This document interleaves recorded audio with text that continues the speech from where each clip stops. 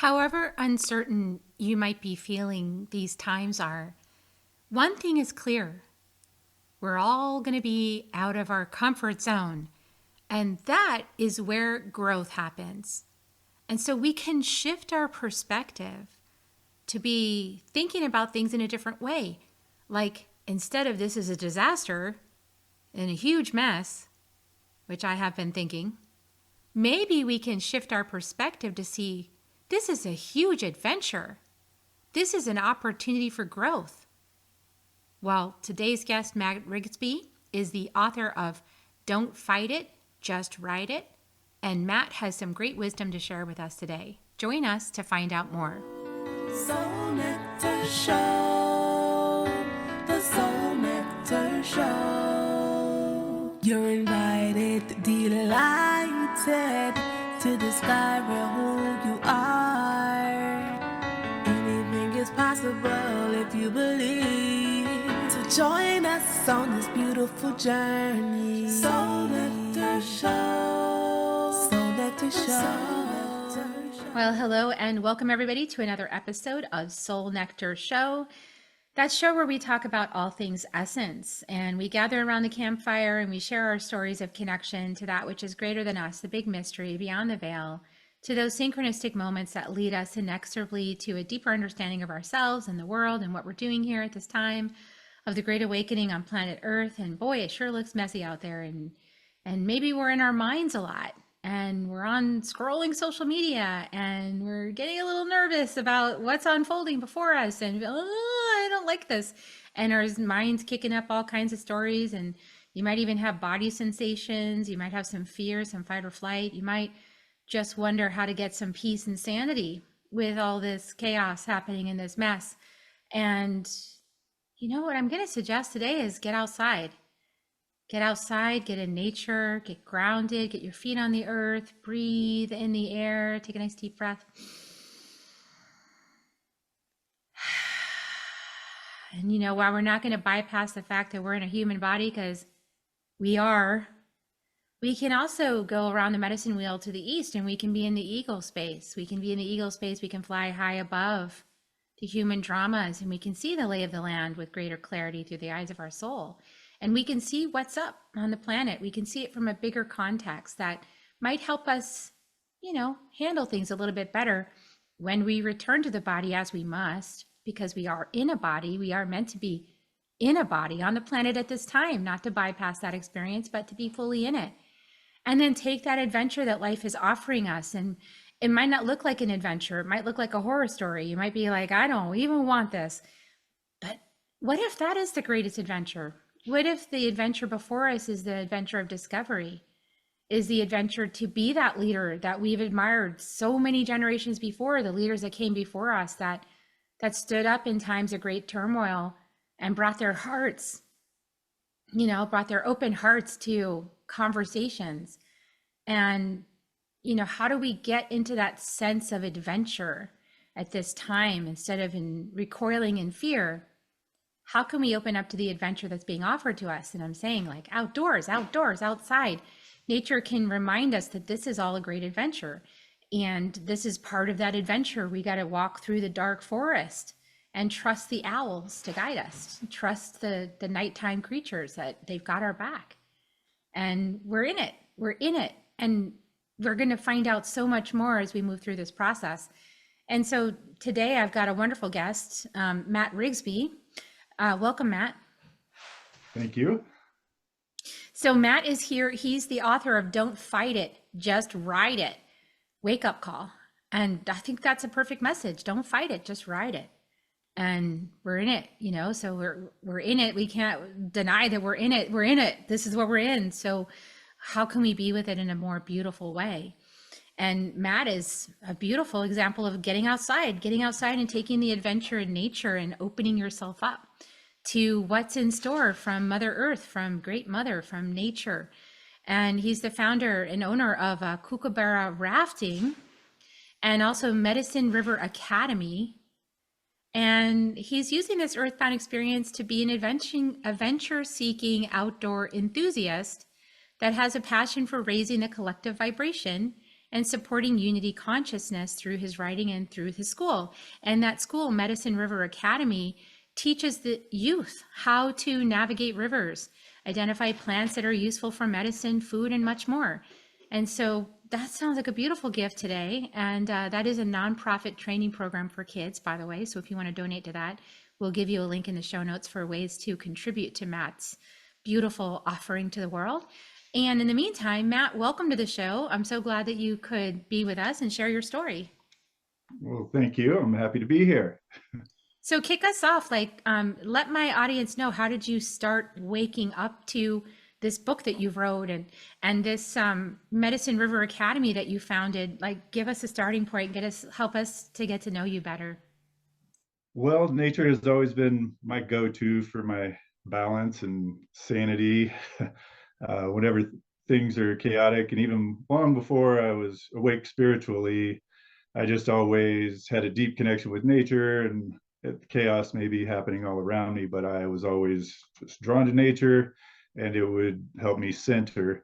And in fact, I was in the 90s, I was just felt hollow. I didn't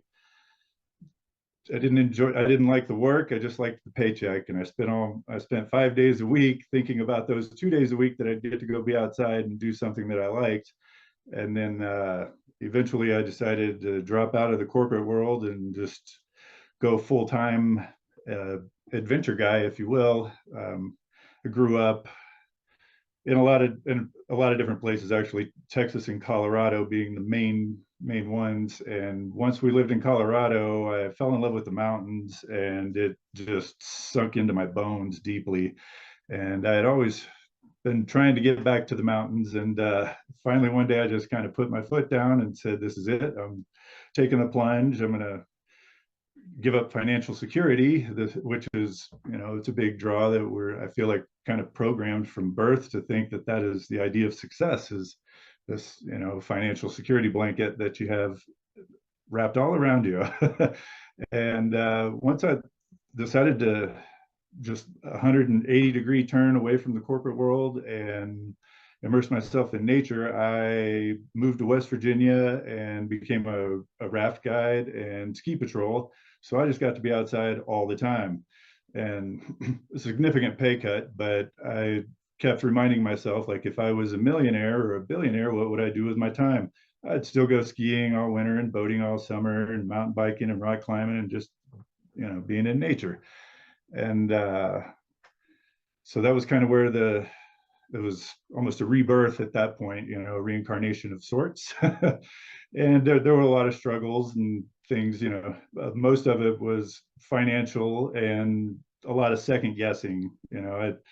That process also, well, there's a lot of stuff that's in my book that will explain the whole process, but I had to get a divorce to make that happen, and some other huge life changes that definitely caused a lot of second guessing. But Yeah, that's powerful. I love what you shared about just the rebirth out of the matrix, out of that 9 to 5 and that chasing money and that, that the ideology that we're born with, that this is what success looks like. But then it starts to drain your soul, and you're not happy anymore. And then as soon as you make that shift and you decide, I'm going to go for what my heart's calling me to. I love that you said, what would I do if I was a billionaire and I had all the money in the world? I would go do this. And so, yeah, like giving yourself that feeling of havingness, and then from the place of havingness, taking those actions that you would take from a place of havingness is like brilliant. I love that you did that. And so along the way, I'm sure that you started getting reaffirmations, right? Like things that were for you in this new life and things that were not going to be part of your new life, like you said, with the divorce. yeah, for sure. There were,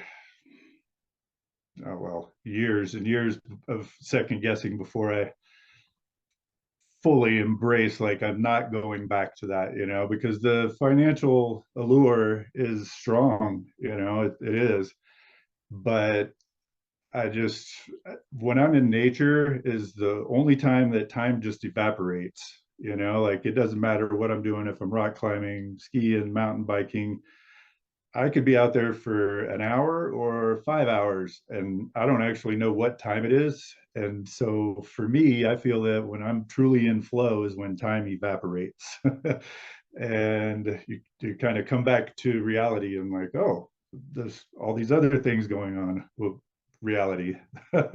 Which one is the reality? You know, but the flow state for me is the reality that I like to be in. And you know, it's a constant work in progress. You know, I still have to remind myself that not to get too comfortable. You know, the book "Don't Fight It, Just Write It" is, it's a lot of stories from my life and the lessons I learned along the way, but the overriding theme is why it's important to leave your comfort zone on a regular basis. And I really feel that that's the only place that I've ever experienced any growth is when I was out of my comfort zone.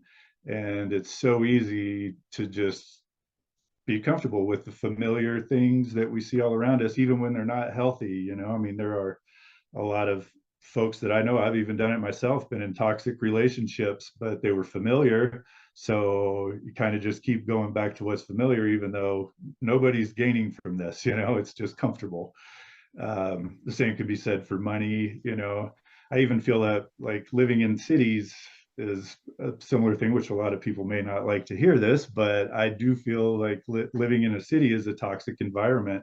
And people do it for different reasons, but I do think financial security is one of the big reasons that people choose to live in cities. You know, maybe it's safety in numbers or something like that. But my visions that I see in my dreams and stuff of the future are small communities. You know, that the big cities are going to go away, and the sustainable living is through small communities where everybody pitches in and helps each other, and farming, you know, organic food that's actually good for you, that your body can process, and healthy water, you know, things like that. Kind of going back to the way our ancestors did it thousands of years ago, which uh, to me, I think that's the only sustainable way forward. Yeah, thank you for that vision. I mean, it sounds really similar. I just came back from the jungle in Peru with our indigenous masters of medicine, plant medicines. And yeah, I mean, it's a really different lifestyle in the jungle. The nature is first, she predominates. And then, you know, the humans do their best to fit into her structures with some comfort, you know, and wildlife is right there. You know, we actually had I had a visitation in the middle of the night from a jaguar. That was intense. On my tombo, like kind of brushing its, you know, its glands against the side of my tombo. That was like, whoa, this is Cool. really close. You know? Kind of coming under my tombo underneath me. Whoa, this is really, you must really like me. So yeah, I mean, it can, I think most of humanity kind of got itself into this city mentality or this village mentality out of fear of nature. But, you know, I've also had visions and dreams where I was petting a bear, you know, where I was able to feel the bear's fur. Like I know the coarseness of the bear's fur to my touch. Like I just know in my body how coarse the bear's fur is from these other lifetimes. So I feel like the indigenous people live with nature. They live with all the things in the forest and nothing is their enemy. And they live peaceably, coexisting with nature. And it's only when we make it our enemy that we start to have problems, right? Then we start to guard against all these things. And then we're living in fear, you know, false evidence appearing real, like we're safer in numbers or something. But like you said, like in this congestion of the human experience is a groupthink. You know, I felt it as soon as I came back into Texas. I felt it as soon as I entered the United States again. I felt it the moment I came back into my neighborhood. I was like, there's the familiar groupthink. Okay, I was free of it for a while in the jungle. And now I'm back in it, you know, and how to maintain our peace in the middle of that, you know, has been a real exercise. But certainly it's way more peaceful being out in nature. You know, nature doesn't intrude upon us quite the same way as human thought. Nature has its own peacefulness about it. It lets you be as you are. And we get too many humans together, it's like the human mind dominates, you know, everything around you. Oh yeah, for sure. And the ego. And like I've been in the whitewater world and ski world where there's a lot of egos flying around. Everybody, and once you get class 5 whitewater, everybody thinks they're a superhero, and then we get confirmations from all of the people we take rafting of how awesome we are, and so your head just gets inflated. But really, I mean, all the superheroes that I knew, we were a mess on the inside. On the exterior, might appear that we've got it all together and we're doing great, but there were a lot of drugs and alcohol, and partying was just kind of came with that scene. At least my experience in that scene was, predominantly folks like that. And I indulged fully, I embraced the party scene just as much as the nature side of it. In fact, the partying part of it really subtracted what was available from the nature side of it. And I wasn't seeing it because I was numb to a lot of stuff. And I was numbing myself on purpose too, when I wasn't on the river or skiing or something like that, then I had to deal with people. And my way of dealing with people best was, alcohol and drugs seemed to take down my defenses. And that was still, I just still was feeling unfulfilled, even though my life on the exterior looked great.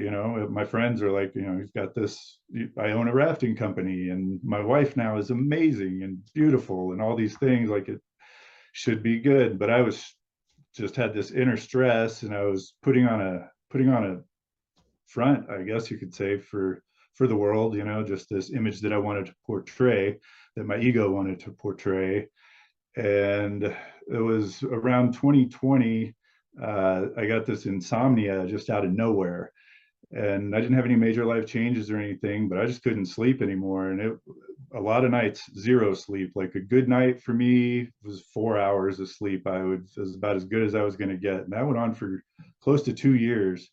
And through this, I just did all kinds of searching to try to find an end and find a way to sleep, And I had a friend that turned me on to a book about meditation, and it was more rooted in the science of it rather than the spirituality. But through that, I started practicing meditation and then downloading some apps. And then that's where you start getting the spiritual concepts, and everything that came through as a spiritual message just made perfect sense to me. And in fact, a lot of it just seemed like something that I should remember, like I know this. I couldn't figure out how or why, but I know this. And I was raised in a Christian household. My mom's very Christian, still is, right wing politically. And so I just kind of lumped it all together when I was a kid. When it wasn't resonating for me, I was like, this doesn't make sense, and I'm not buying it. This isn't really what's going on, Mom. And I just put spirituality and everything all in the same basket, and was, well, atheist wouldn't even be the right description. I was anti-theist, and I guess to some degree I still am. And by anti-theist, I mean that I feel religion's harmful to, society and the whole world, and has been. I mean, you can look at your history books and see that, the Crusaders were not going around doing good deeds. Yeah. And so, yeah, I was just kind of planning on doing this existence and then just going back into the dirt. And the spiritual concepts coming through my meditation just were undeniable, though, and it just had this super strong pull. And then I had this fascination for these ancient structures all over the world. And I know now that it's because I probably helped build some of these things. But I had such an interest. In 2022, I went to Greece and went to Delphi and looked at some of the amazing stuff there. And Greece as a whole is probably my favorite place on the planet. It just feels like home there. And then I also went to Peru later in 2022 and went around to a bunch of the ancient structures there that they call ruins, but they're still using them, so I don't think they're ruins. A lot of them still are very significant places for, the folks that are they're using them today. Yeah. It's really interesting when we go to those ancient locations that there's something that happens in our bodies. It's actually like we're pulled to be there. And that's really the shift, right? So like what you've just been describing is like being raised with the notion that one could understand God source creator with one's mind. And then to shift into no mind meditation, working to just allow it to flow through without grabbing onto any thought, right? So learning how to become still and empty. And then following that guidance that comes through, that quiet voice, to place yourself physically in certain locations that unlock mysteries for you. So you've just described the shift from literal religion into mystical spiritual journey, basically in one 5-minute segment. That's what it looks like. And that's the joy of it. Like why, I just want to invite anybody who's still, I feel, punishing yourself by trying to understand some words in a book that try to describe something that's indescribable in language. Why keep punishing yourself that way? Why not just take the adventure, right? Like get out of your mind and actually into your body and go to these places where these mysteries start to get unlocked. Like you said, in Peru, every single time we take groups to Peru, we go to these usually off-beaten places that they still worship at, but that are not like big tour bus kind of places, right? They're small. And when you go in there and you do prayer ceremony with the indigenous people there, well, like all these realizations start to just fire within you, like this recognition, this knowing, this wisdom, just like bam, bam, bam. And all of a sudden you're realizing things are so different than the way it was presented. But you gotta be willing to get out of the house, get out of your mind, close the book, take the journey, right? Absolutely. Absolutely. Yeah. I've been traveling, well, since I was old enough to get a passport and go, which is it's not the norm in my family. Everybody, I might be the only one that holds a passport that I know of in my immediate family. Like my mom has never left the country. And so our perspectives are very different, and I've been out and experienced things, and I purposely will go to places that might have a bad rap in this country, and then go there to find out firsthand, like, is this what's going on? And it's usually not what's going on. What we hear here is not what's happening on the ground when you get there. So then it's hard for me to validate a lot of, we'll use my mom as an example, her opinions, because it's like it's all, in this small box, rather than getting out and seeing firsthand knowledge. Your whole experience is what you're hearing from someone else, and who knows what their intentions are when they're telling you this. How much of it's true, how much of it is not true.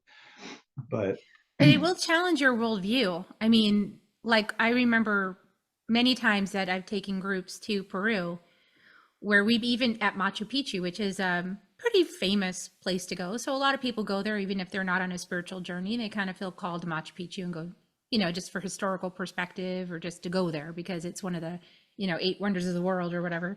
So I'm going to go to that place because it's on my bucket list. And it's like, okay, but then I usually work to get an indigenous guide, because then that person's going to start telling them the stuff that they don't hear.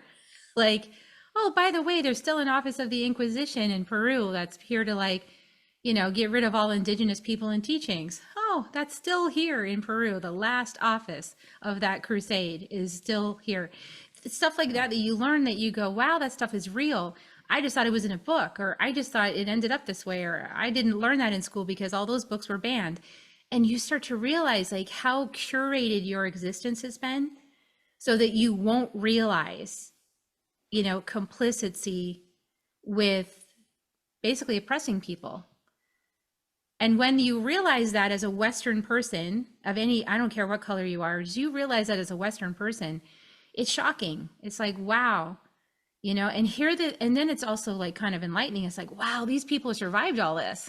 They kept their culture going, even though this oppression was happening, and something protected them. What's that something? I think it's Great Spirit. absolutely, yeah, for sure. It's whenever there's not a materialistic society, it's a lot easier, I feel like, to to have that connection too, because you don't look towards things to, find your satisfaction and to make you complete, if you will. um, yeah, and so I'll back up a little bit back to 2022, through a lot of traveling, and some of what we did that year was getting some sailing experience.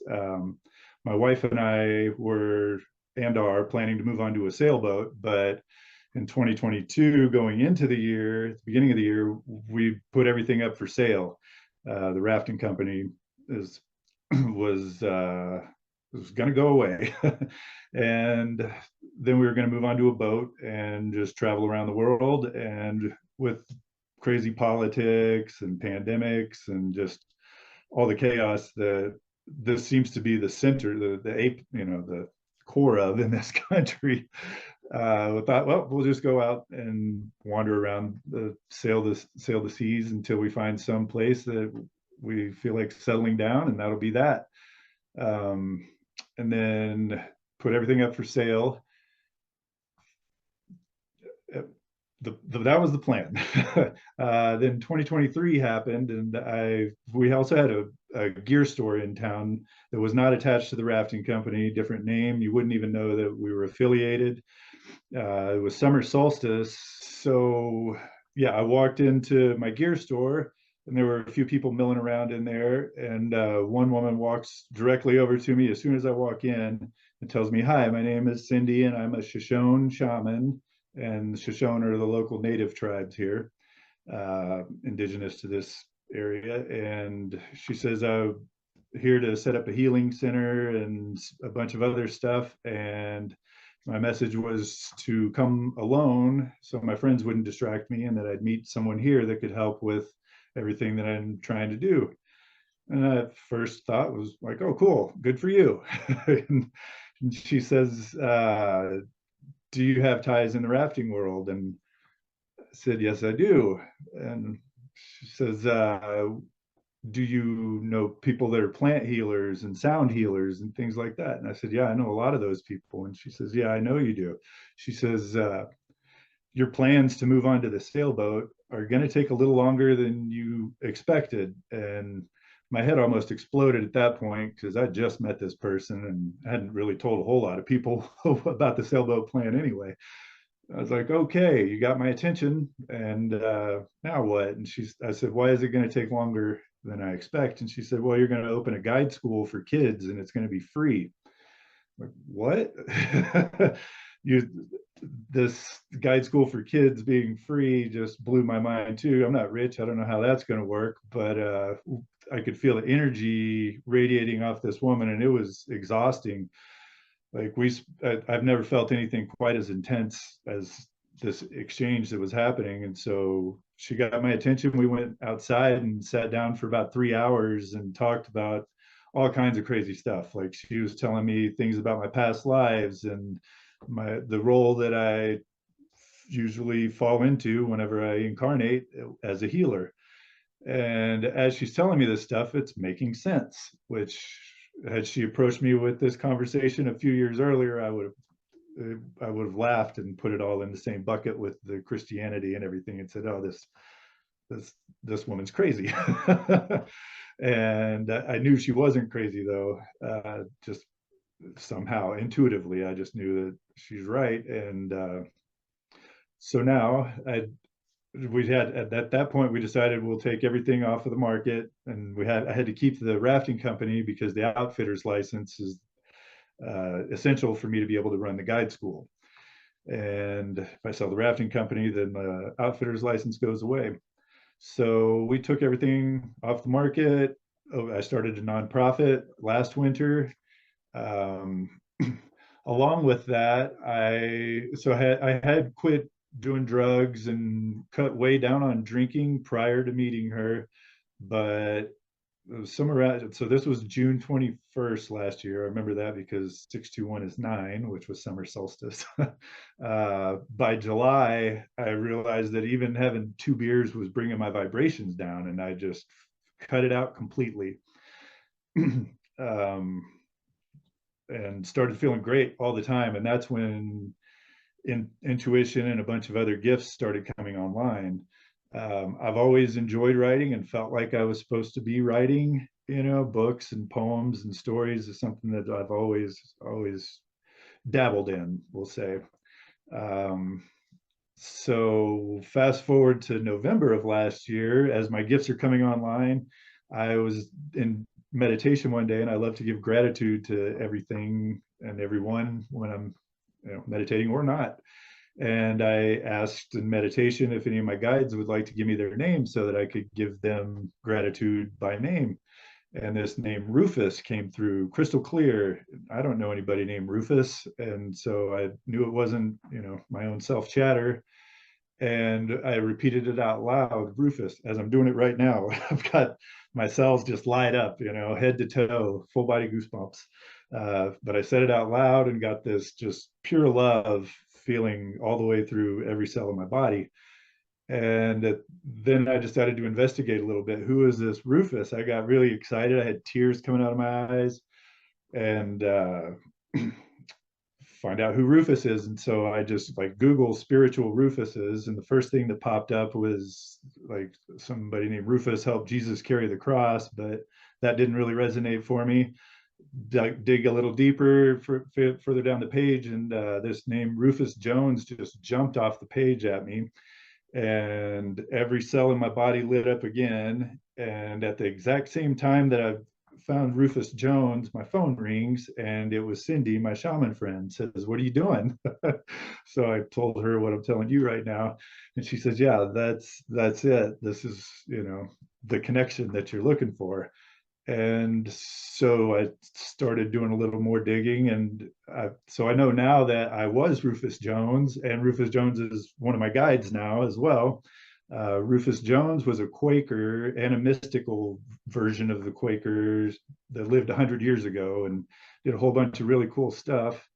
And Rufus was nudging me to go meet with the Quakers, talk to the Quakers. And I was kind of fighting that, like religion at all as just repulses me.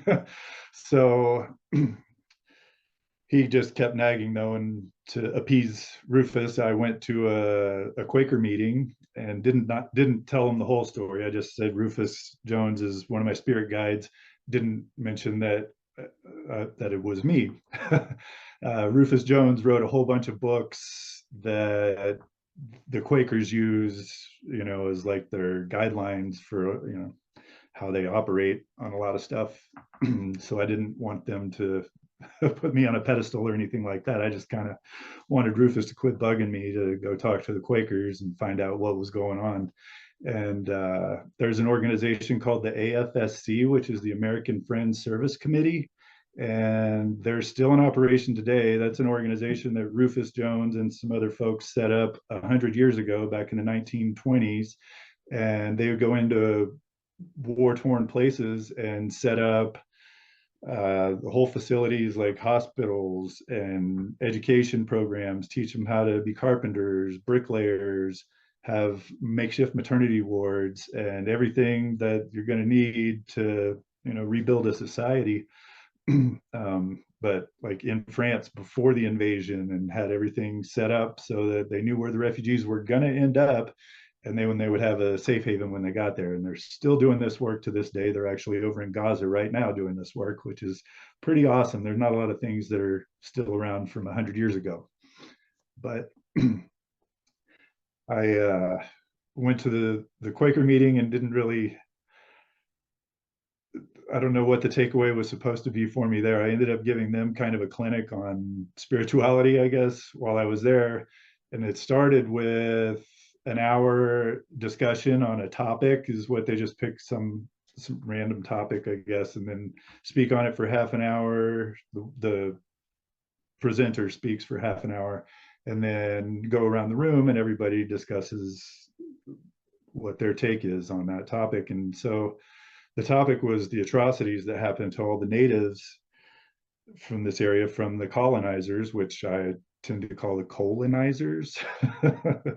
And anyway, they went into great detail about all the stuff that happened to the natives back then, and Well, then they went around the room and talked about it, and each person went into more detail about it. And when it got to my turn, now I'm in a room with a bunch of 60 to 80-year-old women. I was the only only guy in there, and felt like I might be outgunned or something like that, getting judged. You know how the ego likes to work.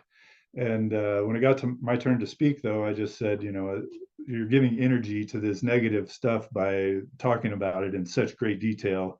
And I'm surprised that y'all don't know this already, but you shouldn't, give, not just giving it energy, but you're giving it your energy and perpetuating, these atrocities that we all know existed. We don't need to keep reliving it and keep giving it energy, because this stuff, they're still being oppressed to this day. The natives are. And so I left that meeting just kind of wondering what was happening, why Rufus wanted me to go there. But I think that I just got confirmation. I was like, I think he wanted me to kind of give them some tutelage about some universal laws, which I accomplished that. So hopefully they're not giving their energy to things that they don't want to perpetuate.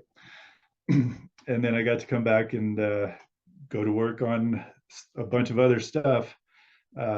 After meeting Rufus, then I started channeling, and I can sit down and get quiet, raise my vibration, and pretty much channel whoever I call on.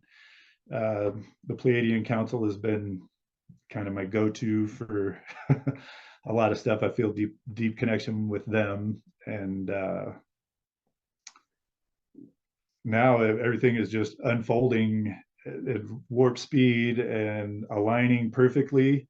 November is also when I decided I was going to write this book, and that's the book is a bunch of stories from my life.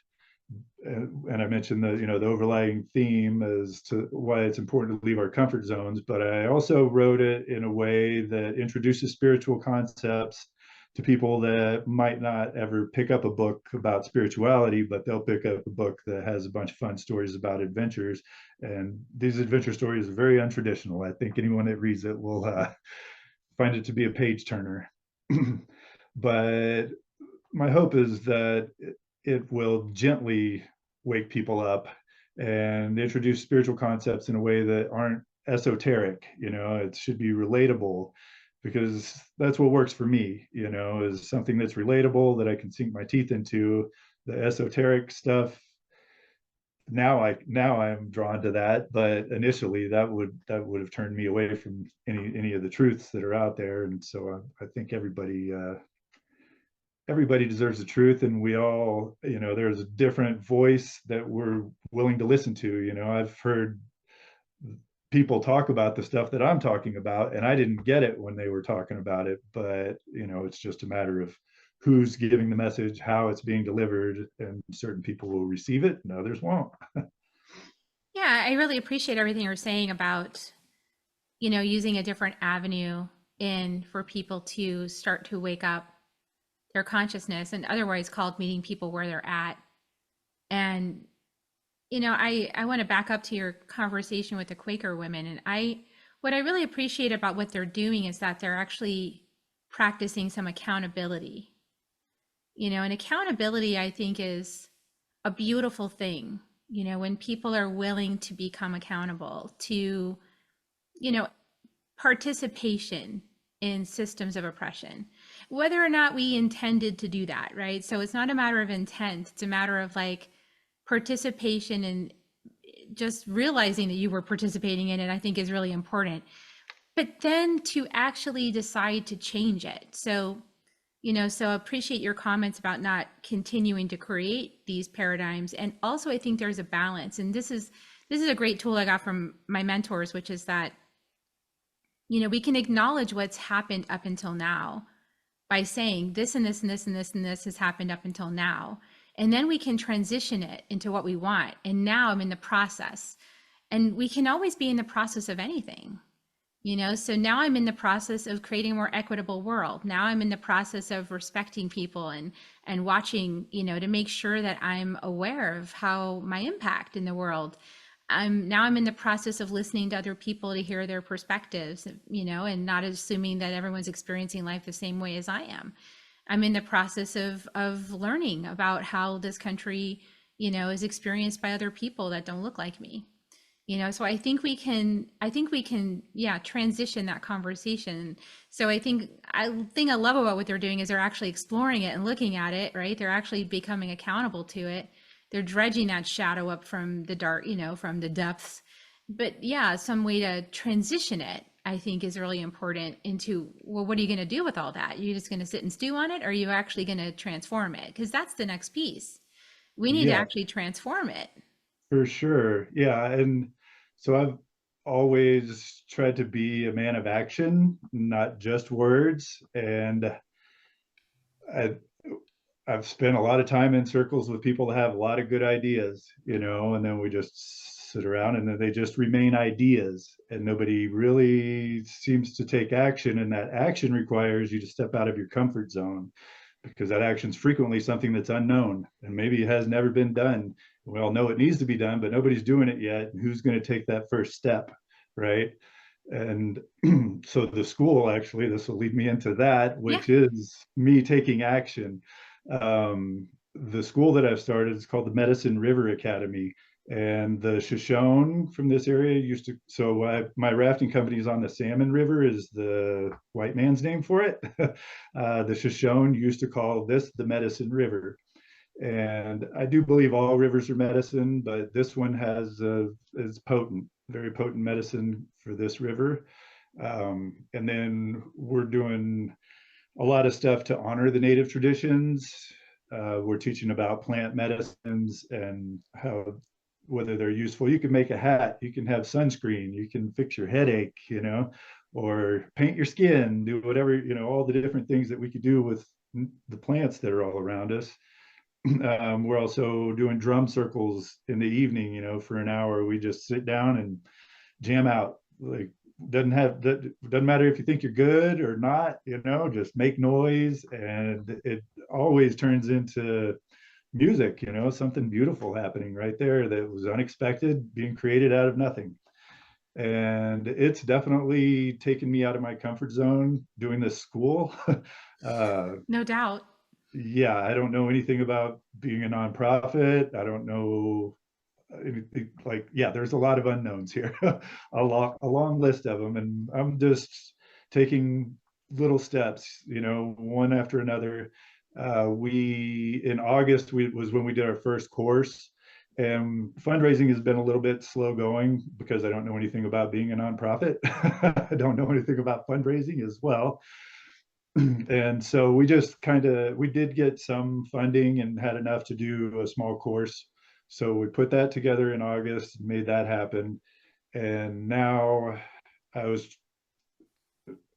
trying to figure out how to raise funds over the winter and how can I want to focus all my efforts next summer on the school rather than the rafting company. And the week that we did our course, so I had taken everything off of the market back in 2023 and didn't get any calls for over a year about buying the rafting company. The week that we did our course, I got 3 phone calls from 3 different people asking to buy the rafting company. And to me, I'm like, okay, the universe is trying to tell me something here. But if I sell the business, I won't have the outfitter's license, can't do the school. And I got a real clear message that sell it to someone who will share the outfitter's license with you. Huh, okay. So the first 2 people I called were not going to be those people. And the third person was a gal that lives here in Idaho. And it was, sorry, I get a little choked up about this. I'm stalking these people on Facebook to see who I'm working with and who's serious and what's going on. And she had a bunch of the same friends that I had from West Virginia, which is the other side of the country. And but they were all from the rafting community in West Virginia. So I called her and said, hey, I see we know a lot of the same people from West Virginia. And she kind of started getting teary-eyed while she's telling me about her friends, her best friend, soulmate, that they were going to get married and all this, telling me about this guy that she was just so in love with that died right in front of her, and his name was Clay Carroll. And he's here now. I don't know if you could feel that, but Clay Carroll was a really good friend of mine, and he had a heart attack at 42 years old right in front of her. They were hiking up the side of a mountain. Now, I didn't know her, I'd never met her, but Wow. he's now coordinating all this from the other side of the veil. And so I tell her, well, I can sell you the business, but I still need to be able to use the outfitter's license to do the school. And she said, of course, we'll share that together, uh, which is the only way that it works out. And now with selling the business, I'll be able to fund the school somewhat myself until we start getting, I just use my own money until we start getting some of the bigger grants and stuff that will qualify for eventually. But they want to see that you're already doing the thing that you're wanting money for. So it's this whole, which came first, the chicken or the egg thing, right? So now we'll be able to make it happen, and in such a much more beautiful way than when I was trying to force it and do everything myself. I just completely got out of the way and said, okay, I'm just going to do what Spirit's telling me to do and watch it unfold, and had no idea or expectation how it was going to happen. And this is what's happening. It's just unfolding beautifully. In fact, she actually just pulled a Grand Canyon permit, which is the hardest permit on earth to get to go rafting. And she had 2 spots left available that she gifted my wife and I. So next April, we'll spend 3 weeks on the Grand Canyon with her and a bunch of other people that I don't know. That's awesome. Well, Yeah, and that's, demonstration of your book title, Don't Fight It, Just Write It. absolutely. Yeah, living, walking embodiment. And that's the best kind of teacher, somebody that's actually doing it, walking his own medicine. Yeah, I feel your Yeah. heart. I see your heart in your stories, and we're connected on social now, so I get to feel your presence there as well. And beautiful heart-centered soul that you are, and here for the long haul. I feel you in that. And beautiful wisdom too, that, thank goodness those Quakers know how to like rebuild a society, because we might need that wisdom pretty soon. We might need to Yeah. know that.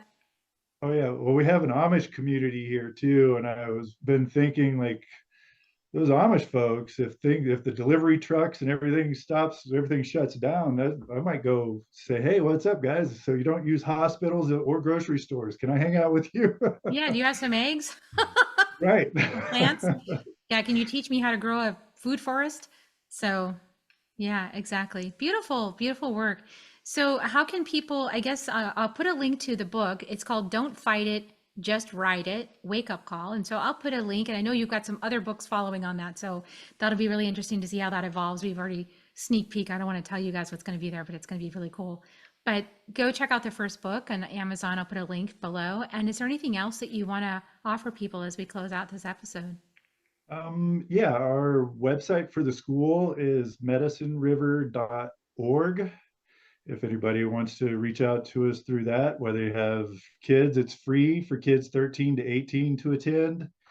Or if you want to donate, there's a donate option on there. Or if you're an adult that wants to learn how to navigate rivers and use plants for medicine, we're also offering courses for adults. It's a 3-day course where we go out on the river, camp, and just immerse ourselves in nature the whole time. The adult course is not free, but very well worth it. Sounds awesome. Perfect. Thanks for coming on the show and sharing your story and your story of doing something to make the world a better place and not just talking about it. And thanks for doing that. Thank you, And Carrie. This yeah, has been I'm glad you fun. were here. Glad we got connected. And so everyone, please check out his stuff. Please check out his book and website and everything. Share it out with other people. Donate if you can. And we're going to give you kisses now. So Matt, this is the part where I give kisses to everybody. So if you want to join me, you can. Here come your kisses for hanging out with us the whole time, everybody. Reiki kisses, love kisses. Here they come.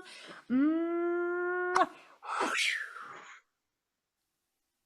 Hope you received that. And we love you very much. Have a great week, everybody. Bye for now. If you found even one gold nugget in this episode of Soul Nectar Show, will you do us a favor? Will you subscribe, like, and share this episode? Maybe even write a comment and let us know what you thought about it. We really, really want to engage with you at a much deeper level. Let's be part of community together. Have a great week, everyone. Bye for now. To dive in deeper to nourishing conversation, visit soulnectar.show. Soul Nectar Show. Awaken, awake, Nectar Show. Take a sip from the drip of nectar, from the source of who you are. Soul Nectar Show. Yeah, yeah.